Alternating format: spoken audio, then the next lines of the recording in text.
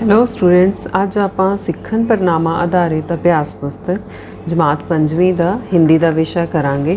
ਹਿੰਦੀ ਦੇ ਵਿੱਚੋਂ ਆਪਾਂ ਪਾਠ 13 ਤੱਕ ਜਿਹੜੇ ਹੈਗੇ ਕਰ ਚੁੱਕੇ ਹਾਂ। ਅੱਜ ਆਪਾਂ ਪਾਠ ਕਰਾਂਗੇ 14ਵਾਂ ਹੰਸ ਕਿਸਕਾ। ਤਾਂ ਇਹਦੇ 'ਚ ਤੁਸੀਂ ਕਹਾਣੀ ਪੜ੍ਹੀ ਹੈ, ਸਿਧਾਰਥ ਦੀ ਹੈ, ਜਿਹੜੇ ਕਿ ਬਾਅਦ ਵਿੱਚ ਗੌਤਮ ਦੇ ਨਾਮ 'ਤੇ ਜਾਣੇ ਗਏ। ਤਾਂ ਆਪਾਂ ਵੀਡੀਓ शुरू करते हैं। पहला प्रश्न है, पक्षी डैश उड़ते हैं। तो पक्षी कहाँ पे उड़ते हैं? आसमान में, पानी में, धरती के नीचे, पहाड़ के अंदर। कहाँ पे उड़ते हैं? आसमान में। आप इत्थे टिक लगा देंगे। प्यार दा बच्चों प्रेम, सेम शब्द अर्थ है। घाव दा की है? घाव दा हुंदा है जख्म। ज के पैर में बिंदी, बिंदी आधा ख पूरा नहीं है, ध्यान रखना, म जख्म। तो बगीचे में डैश फूल खिले हुए थे। बगीचे में कौन से फूल खिले हुए थे? रंग बिरंगे। र के ऊपर बिंदी भी आएगी। ग रंग, ब को छोटी की मात्रा, र के ऊपर बिंदी, बिरंगे, रंग बिरंगे फूल खिले हुए थे।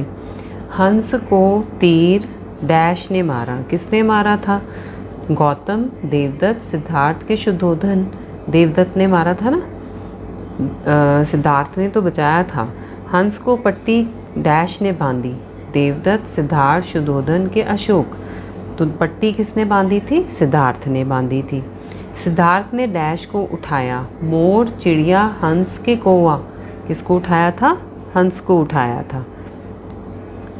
किसी की मदद करने वाला डैश होता है। कौन होता है जो मदद करता है? दयालु, क्रूर, गुस्सैल या धोखेबाज। जो भी मदद करता है बच्चों वो दयालु होता है। मारने वाले से बचाने वाले का डैश ज़्यादा होता है। तो मारने वाला ज़्यादा हक रखता है कि बचाने वाला? यहाँ पे क्या आएगा? हक, ह क हक। पिताजी ने हंस सिद्धार्थ को दिया। क्यों दिया? क्योंकि उसने उसे तीर मारा था? नहीं, उसने उसे खरीदा था? ये भी नहीं आएगा। उसने उसकी जान बचाई थी। उसने उसे जान से मारा था?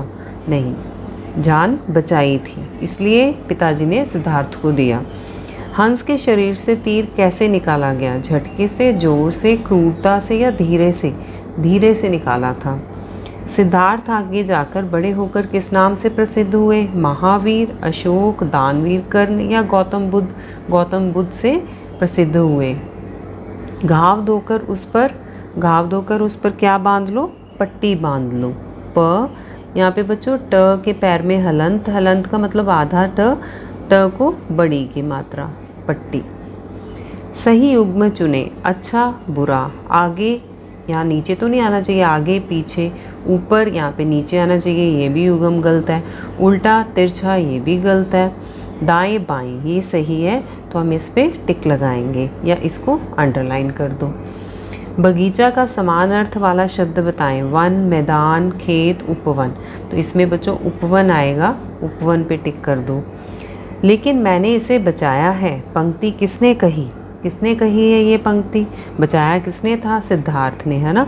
तो यहाँ पे हम लिख देंगे सिद्धार्थ। स को छोटी की मात्रा, द जो है यहाँ पे हलंत आएगा बच्चों। ध को आ की मात्रा, थ के पैर में र, सिद्धार्थ। उचित वाक्य को चुने।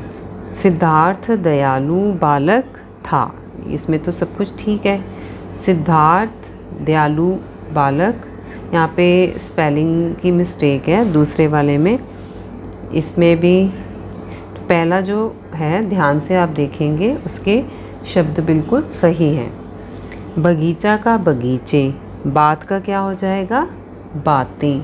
ब को आ की मात्रा, त पे ए की मात्रा, ऊपर बिंदी। बड़ा, बड़े, बड़ा का क्या आ जाएगा बच्चों? बड़े। राजा का राजे। 18वां प्रश्न है, निम्नलिखित शब्दों को वाक्य में प्रयोग करते हुए उनके भिन्न अर्थ स्पष्ट करें। तो बच्चों यहाँ पे तीर के जैसे दोनों में आपका वाक्य ऐसा बनाना है कि दोनों में अलग अलग मीनिंग निकले। तो तीर जो है, एक तो यहाँ पे स्पेस कम है, मैं आप भी अपनी कॉपी पे लिखना, मैं कॉपी पे लिख के आपको देती हूँ इसमें। जैसे पहला है तीर, 2 बनाने हैं हमने वाक्य। तीर का, नदी के तीर पर पहुंचकर हमने चैन की सांस ली। ये किनारा हो गया इसका मीनिंग। नदी के तीर, नदी के तीर पर पहुंचकर, यहाँ पे बिंदी भी लगाते हैं, कुछ चंद्र बिंदु लगाते हैं। नदी के तीर पर पहुंचकर हमने, या पथिकों भी लिख सकते हो यहाँ पे, हमने चैन की सांस ली। वो वहाँ पे बुक में जगह कम है तो आप इसको कॉपी में लिख लो।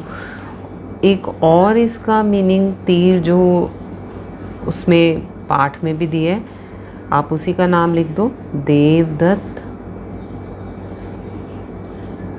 देवदत्त ने किसको मारा था? तीर, हंस को ना, हंस को तीर मारा था। ठीक है, तो ये तीर के 2 वाक्य बन गए हैं अलग अलग अर्थ में। दूसरा है पंख। पंख का बच्चों ये शब्द ज़्यादा जो पोएम्स होती हैं उसमें यूज़ किया गया, दूसरा वाला। उसमें हम जैसे कईयों में होता है पंख निकले, पंख निकले, ये मनुष्यों के लिए भी वर्ड्स यूज़ किए जाते हैं कि इसके तो बड़े पंख निकले हुए हैं, बोलते हैं ना कई बार।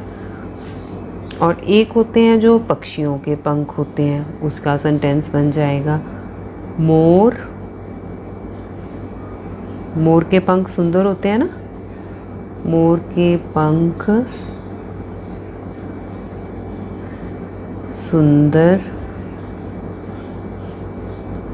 होते हैं। एक ये वाक्य बन जाएगा। तो ये आप अपनी कॉपी पे नोट करना। यहाँ पे स्पेस कम था इसलिए मैंने यहाँ नहीं लिखा। 19th क्वेश्चन है, निम्नलिखित शब्दों में से शुद्ध शब्द चुने। धनुष, बाण, इसमें गलती है, बाण ऐसे, धनुष ऐसे नहीं लिखते हम। धनुष ठीक है तो बाण गलत है, यहाँ पे धनुष गलत है, बाण ठीक है। ये इसमें दोनों ठीक हैं तो यहाँ पे हम टिक कर देंगे। लास्ट सेकंड लास्ट है राजा रानी, लिंग बदलो हो गए ना ये। चचेरा, चचेरा का क्या आ जाएगा? चचेरी। र को बड़ी की मात्रा रखनी है। हंस, हंस का क्या आ जाएगा बच्चों तुम्हारा?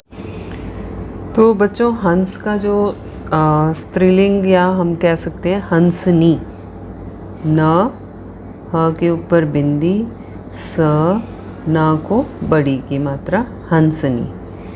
विराम चिन्ह लगाएं। इसमें नहीं, ये हंस मेरा है, मैंने इसे बचाया है। नहीं के बाद यहाँ पे कॉमा आ जाएगा। ये हंस मेरा है, यहाँ पे डंडी आएगी। मैंने इसे बचाया है, यहाँ भी डंडी आएगी। किसी ने कहे थे ना ये सिद्धार्थ ने, इसलिए इनको हम इन्वर्टेड कॉमा में रखेंगे। तो ये सारे लगा के यहाँ पे आपने लिखना है इसको। तो इसको हम कॉपी पे भी लिख के दिखा सकते हैं। कॉपी पे हम लिखेंगे, जैसे इन्वर्टेड कॉमा स्टार्ट करेंगे, फिर लिखेंगे नहीं। नहीं के बाद बच्चों यहाँ पे कॉमा आएगा। यह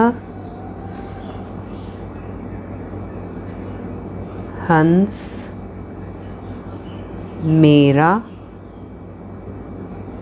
है, यहाँ पे डंडी आएगी। उसके बाद में मैंने इसे बचाया है, तो यहाँ भी डंडी आएगी और ये कॉमा जो है यहाँ पे हम स्टार्ट किए थे यहाँ क्लोज कर देंगे। तो ये बच्चों आपके हिंदी की वर्कशीट नंबर 14 थी। Okay, thank you.